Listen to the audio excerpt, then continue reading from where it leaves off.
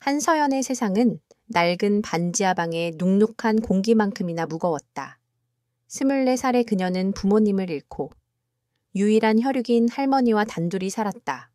할머니는 그녀에게 세상의 전부였지만 그녀의 삶은 늘 가난과 고통 속에 있었다. 그녀는 가족들의 냉대와 친구들의 조롱을 견디며 살아왔다. 그녀의 마음속에는 한 줄기 빛이 남아 있었다. 바로 요리에 대한 열정이었다. 그녀의 손은 수많은 요리를 만들었지만 요리를 하는 일은 그녀에게 사치였다. 김태연의 세상은 화려했지만 차가웠다. 그는 해외에서 성공한 사업가였고 최근 한국으로 돌아와 김그룹의 총수 자리에 올랐다. 그의 차가운 눈빛은 사람들의 진심을 꿰뚫어 보는 능력을 가졌다. 그는 사람들의 가식과 탐욕에 지쳐 있었고 그 누구도 믿지 않았다. 그의 마음속에는 10년 전 갑작스러운 사고로 헤어진 첫사랑에 대한 그리움이 깊게 남아 있었다. 그는 그녀를 잊지 못했고 그녀를 찾기 위해 한국으로 돌아왔다. 그의 손목에는 그녀가 선물했던 낡은 손목시계가 있었다. 지수에게는 잊고 싶은 기억들이 있었다. 학창 시절 그녀는 박민지라는 부유한 친구에게 괴롭힘을 당했다. 민지는 지수가 가난하다는 이유로 그녀를 무시했고 그녀의 꿈을 비웃었다. 지수는 민지의 괴롭힘에 상처를 받았지만 다시 그녀에게 맞설 용기가 없었다. 그녀는 그저 자신을 숨기고 조용히 살아갈 뿐이었다. 어느 날 지수에게 한 통의 초대장이 도착했다. 그것은 박민지의 생일 파티 초대장이었다. 그녀는 가고 싶지 않았다. 그녀는 다시 민지의 괴롭힘을 당하고 싶지 않았다. 하지만 할머니는 그녀에게 용기를 주었다. 지수야, 너는 당당하게 살아야 해. 너는 그 아이와 달라. 너는 착하고 아름다운 아이야. 네가 가진 빛을 숨기지 마. 할머니의 따뜻한 말에 지수는 용기를 얻었다. 그녀는 할머니의 낡은 드레스를 입고 자신의 목에 걸린 낡은 목걸이를 만지며 파티장으로 향했다. 그녀의 마음은 두려움과 함께 알 수 없는 설렘으로 가득 차 있었다. 그녀는 자신의 과거를 극복하고 새로운 삶을 시작하고 싶었다. 그녀의 손에는 자신의 그림이 담긴 작은 봉투가 들려 있었다. 그것은 그녀의 마지막 자존심이었다. 한서연의 세상은 낡은 반지하 방의 눅눅한 공기만큼이나 무거웠다. 그녀는 24살의 나이에 부모님을 잃고 유일한 혈육인 할머니와 단둘이 살았다. 할머니는 그녀에게 세상의 전부였지만 그녀의 삶은 늘 가난과 고통 속에 있었다. 그녀는 가족들의 냉대와 친구들의 조롱을 견디며 살아왔다. 그녀의 마음속에는 한 줄기 빛이 남아 있었다. 바로 요리에 대한 열정이었다. 그녀의 손은 수많은 요리를 만들었지만 요리를 하는 일은 그녀에게 사치였다. 김태연의 세상은 화려했지만 차가웠다. 그는 해외에서 성공한 사업가였고 최근 한국으로 돌아와 김그룹의 총수 자리에 올랐다. 그의 차가운 눈빛은 사람들의 진심을 꿰뚫어 보는 능력을 가졌다.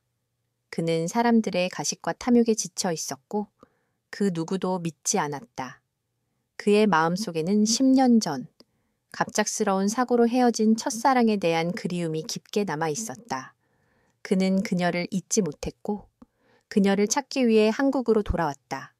그의 손목에는 그녀가 선물했던 낡은 손목시계가 있었다. 지수에게는 잊고 싶은 기억들이 있었다. 학창 시절 그녀는 박민지라는 부유한 친구에게 괴롭힘을 당했다. 민지는 지수가 가난하다는 이유로 그녀를 무시했고 그녀의 꿈을 비웃었다. 지수는 민지의 괴롭힘에 상처를 받았지만 그녀에게 맞설 용기가 없었다. 그녀는 그저 자신을 숨기고 조용히 살아갈 뿐이었다. 어느 날 지수에게 한 통의 초대장이 도착했다. 그것은 박민지의 생일 파티 초대장이었다.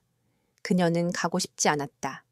그녀는 다시 민지의 괴롭힘을 당하고 싶지 않았다. 하지만 할머니는 그녀에게 용기를 주었다. 지수야, 너는 당당하게 살아야 해. 너는 그 아이와 달라. 너는 착하고 아름다운 아이야. 네가 가진 빛을 숨기지 마. 할머니의 따뜻한 말에 지수는 용기를 얻었다. 그녀는 할머니의 낡은 드레스를 입고 자신의 목에 걸린 낡은 목걸이를 만지며 파티장으로 향했다. 그녀의 마음은 두려움과 함께 알 수 없는 설렘으로 가득 차 있었다. 그녀는 자신의 과거를 극복하고 새로운 삶을 시작하고 싶었다. 그녀의 손에는 자신의 그림이 담긴 작은 봉투가 들려 있었다. 그것은 그녀의 마지막 자존심이었다. 한서연은 김태현과의 운명적인 만남 이후 그의 펜트하우스에서 새로운 삶을 시작했다. 그녀는 그에게서 잃어버렸던 따뜻함을 느끼고 있었다. 태현은 그녀를 공주처럼 아꼈고 그녀에게 세상의 모든 좋은 것을 해주고 싶어 했다. 그의 차가웠던 마음은 서연의 따뜻한 사랑 속에서 조금씩 녹아내리고 있었다. 그들의 관계는 사랑으로 무르익어갔다. 하지만 그들의 행복은 오래가지 않았다. 박민지는 태연이 서연과 함께 있다는 사실을 알고 분노했다. 그녀는 태연을 향한 집착을 버리지 못했고 서연을 향한 질투심에 불타올랐다. 그녀는 태연에게 돌아오고 싶었지만 태연은 그녀에게서 아무런 감정도 느끼지 못했다. 그는 오직 서연만을 사랑했다. 민지는 서연을 향한 복수심에 불타 그녀의 과거를 파헤치기 시작했다. 그녀는 서연이 10년 전 태연의 차를 몰고 교통사고를 낸 후 종적을 감췄다는 사실을 알아냈다. 그녀는 이 사실을 이용해 서연을 무너뜨리기로 결심했다. 어느 날 오후 민지는 서연을 찾아와 비열하게 말했다. 한서연, 당신이 내 친구라는 사실이 정말 수치스러워. 당신이 10년 전 태연이를 버리고 도망갔다는 것을 알고 있어.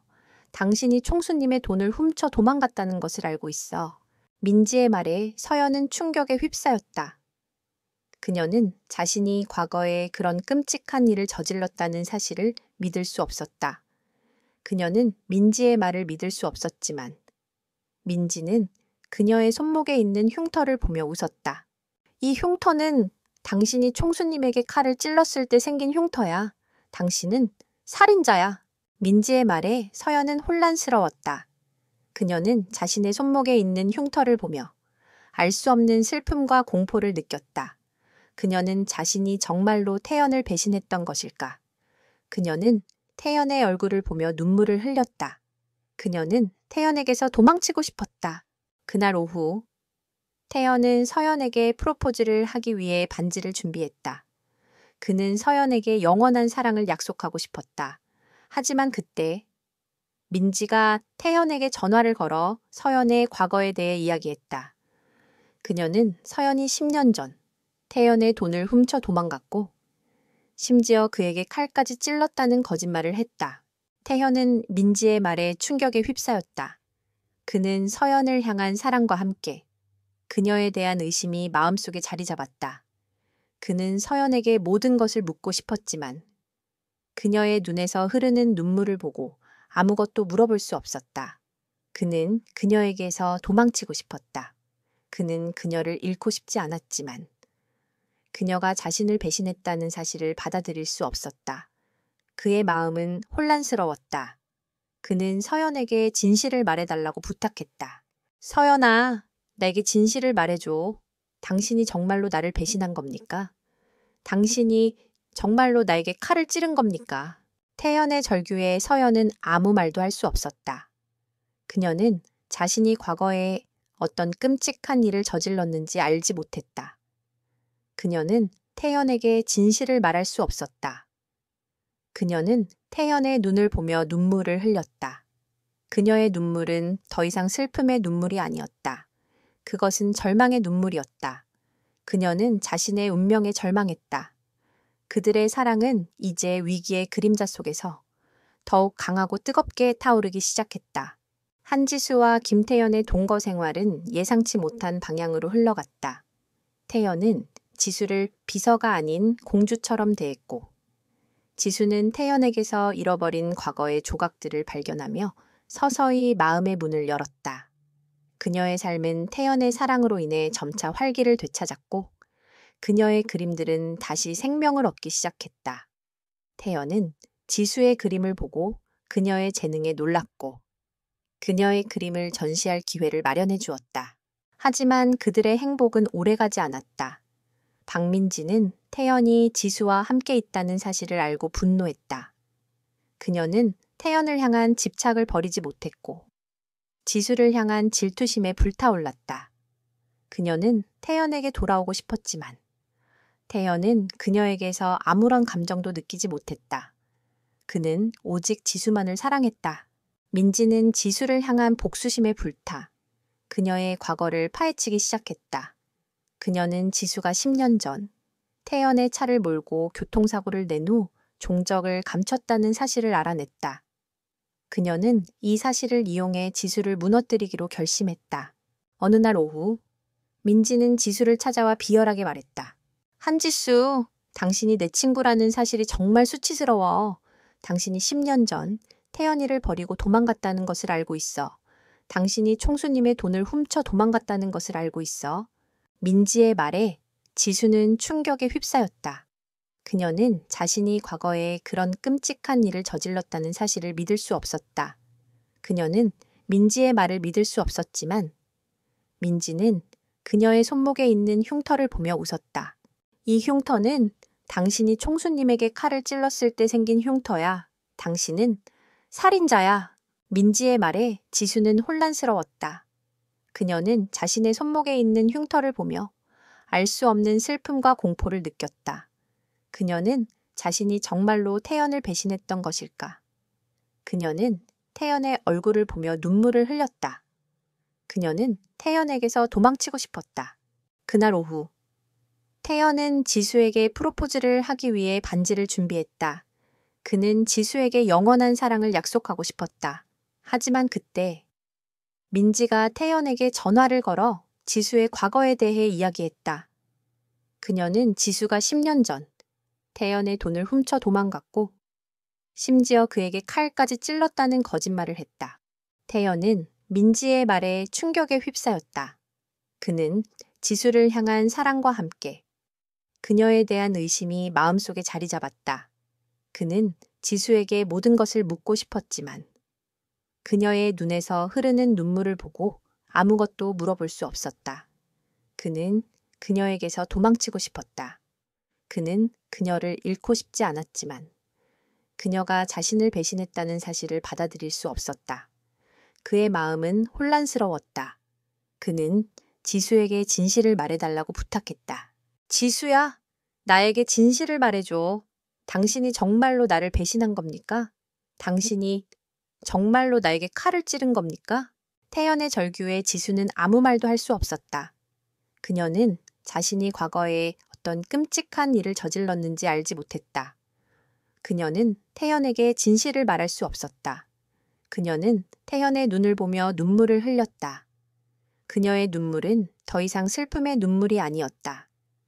그것은 절망의 눈물이었다. 그녀는 자신의 운명에 절망했다. 그들의 사랑은 이제 위기의 그림자 속에서 더욱 강하고 뜨겁게 타오르기 시작했다. 한지수의 침묵은 김태현의 의심을 더욱 깊게 만들었다. 그는 그녀를 향한 사랑과 함께 10년 전의 상처가 다시 떠오르는 고통으로 가득했다. 지수는 태연의 눈에 비친 절망을 보며 눈물을 흘렸다. 그녀는 그를 사랑했지만 그녀의 과거가 그들의 사랑을 방해하고 있었다. 그녀는 그에게 진실을 말할 수 없었다. 그녀는 자신이 과거에 어떤 끔찍한 일을 저질렀는지 알지 못했기 때문이다. 그 시각, 박민지는 태연이 자신에게 돌아올 것이라 확신하며 회심의 미소를 지었다. 그녀는 태연과의 관계를 다시 시작하기 위해, 그리고 지수를 완전히 무너뜨리기 위해 한 가지 계획을 세웠다. 그녀는 태연의 그룹에서 주최하는 대규모 자선 파티에 참석하기로 했다. 자선 파티 당일, 박민지는 화려한 드레스를 입고 파티장에 나타났다. 그녀는 모든 사람들에게 태연과 자신의 관계를 과시하며 자신이 태연의 유일한 여자라는 것을 증명하려 했다. 그때 지수가 파티장으로 들어섰다. 그녀는 태연의 비서에게서 연락을 받고 파티장에 참석했다. 그녀는 태연의 눈을 똑바로 쳐다보며 자신의 결백을 증명하고 싶었다. 하지만 민지는 지수를 보자마자 비열하게 웃으며 말했다. 어머, 한지수 여기서 뭐 하는 거예요? 당신은 감히 이런 곳에 올 자격이 없는데. 민지의 말에 모든 사람들의 시선이 지수에게로 향했다. 그때 지수의 손목을 잡고 끌고 가려던 민지의 손이 그녀의 팔목의 흉터에 닿았다. 민지는 지수의 흉터를 보고 충격에 휩싸였다. 그 흉터는 그녀가 10년 전 태연에게 칼을 찔렀을 때 그녀의 손목에 남은 흉터와 똑같았다. 민지는 자신의 눈을 믿을 수 없었다. 그녀는 지수가 10년 전 태연을 버리고 떠났던 그 여자임을 직감했다. 그때 태연이 단상에 올라섰다. 그는 마이크를 들고 민지를 향해 차가운 눈빛을 보냈다. 모두 주목해 주십시오. 그는 민지가 지수를 향해 소리 지르는 모습을 보고 모든 것이 민지의 음모임을 깨달았다. 그는 민지의 거짓말과 추악한 행동에 분노했다. 그는 민지가 10년 전 자신을 배신하고 떠났던 그 여자임을 알고 있었다. 이 자리에 있는 모든 분들께 말씀드립니다. 제 옆에 서 있는 이 여자는 제 아내가 아닙니다. 제 아내는 한지수입니다. 태연의 말에 파티장은 술렁거렸다. 민지는 충격에 휩싸여 아무 말도 할 수 없었다. 그때 태연은 10년 전 교통사고에 대한 모든 증거들을 스크린에 띄웠다. 영상에는 지은이 10년 전 태연의 돈을 훔쳐 도망치려다 교통사고를 당하는 모습과 지수가 자신을 버리고 떠난 지은을 향해 소리 지르는 모습이 담겨 있었다.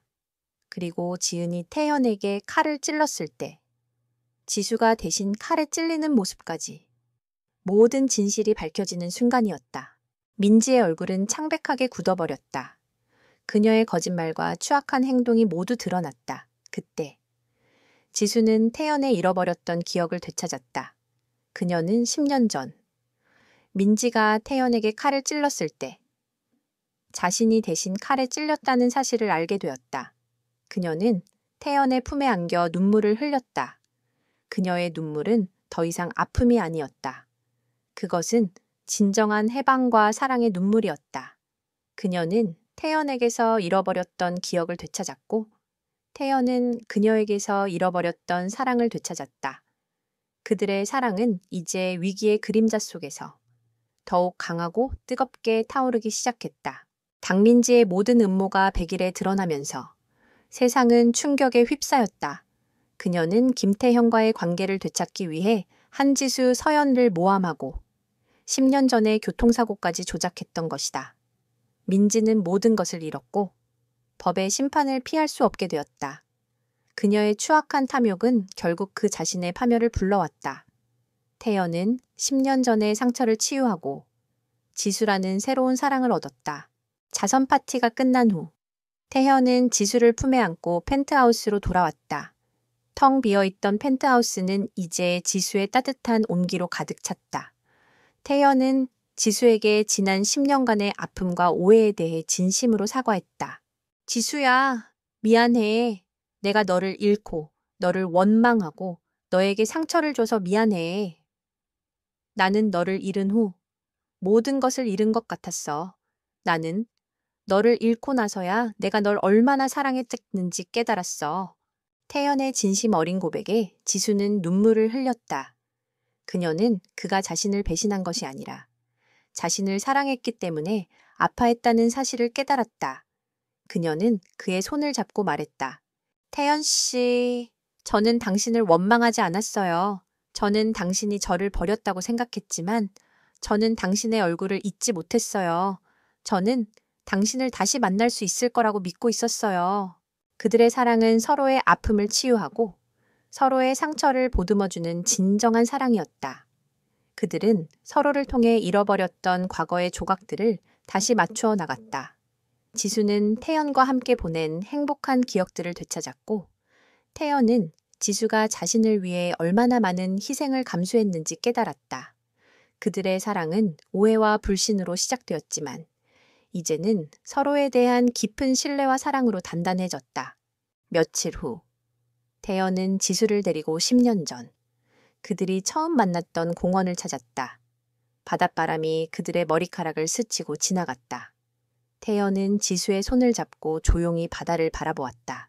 지수야, 나는 내가 널 얼마나 사랑했는지 몰랐어.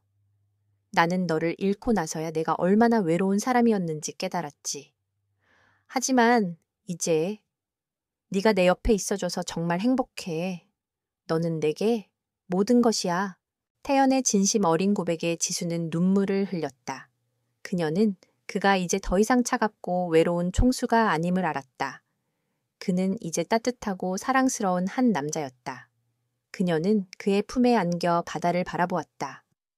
그녀의 목에 걸린 낡은 목걸이와 태연의 손목에 있는 흉터는 이제 더 이상 아픔의 상징이 아니었다. 그것은 그들의 잃어버린 과거를 잇는 영원한 사랑의 증표가 되었다. 그들의 관계는 이제 더 이상 우연이 아니었다.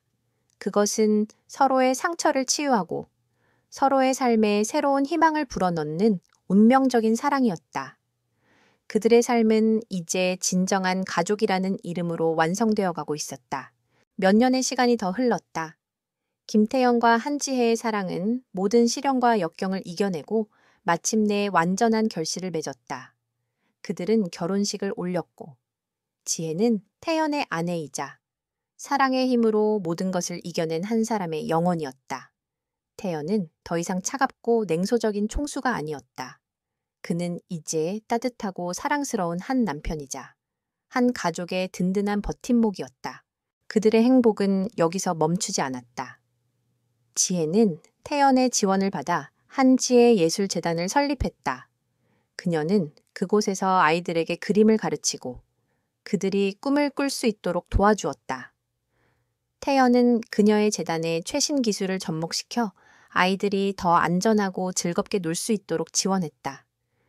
그들의 재단은 이제 마을의 희망이 되었다. 어느 날 오후, 태연은 지혜와 함께 그녀의 재단을 방문했다. 지혜는 아이들에게 그림을 가르치고 있었고, 태연은 그런 그녀의 모습을 보며 흐뭇한 미소를 지었다. 그때 태연은 재단 놀이터 한쪽에 있는 한 소녀를 발견했다. 소녀는 다른 아이들과 어울리지 못하고 혼자 울고 있었다. 태연은 소녀에게 다가가 조용히 물었다. 아가야, 왜 혼자 울고 있니? 소녀는 태연의 따뜻한 목소리에 고개를 들었다. 그녀의 눈에는 눈물이 가득했고 그녀의 얼굴에는 깊은 슬픔이 담겨 있었다. 태연은 소녀에게서 자신의 어린 시절을 보았다. 그는 소녀의 작은 손을 잡고 말했다. 괜찮아. 이제 괜찮을 거야. 너도 언젠가 너를 사랑해줄 사람을 만날 수 있을 거야. 태연의 따뜻한 말에 소녀는 처음으로 미소를 지었다. 태연은 소녀에게서 자신의 마음속에 남아있던 마지막 차가운 조각들을 녹여내렸다. 그는 이제 완전히 사랑으로 가득 찬 한 사람의 영혼이었다. 이야기의 마지막 장면은 그들의 작은 정원에서 펼쳐졌다. 태연과 지혜는 그들이 함께 그린 그림을 보며 행복하게 웃고 있었다.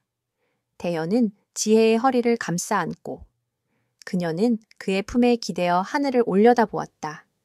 그들의 삶은 10년 전 잃어버렸던 기억과 외로운 고독에서 시작되었지만 이제는 서로의 사랑으로 채워진 따뜻한 가족의 이야기가 되었다. 그들의 눈앞에는 잃어버렸던 모든 것을 되찾은 행복한 미래가 펼쳐져 있었다. 그들은 이제 더 이상 외롭지 않았다. 그들은 서로의 손을 잡고 영원히 행복한 삶을 살게 될 것이다. 재미있게 보셨다면 구독과 좋아요, 알림 설정 잊지 마세요. 다음 영상에서 더 흥미진진한 이야기로 찾아뵙겠습니다.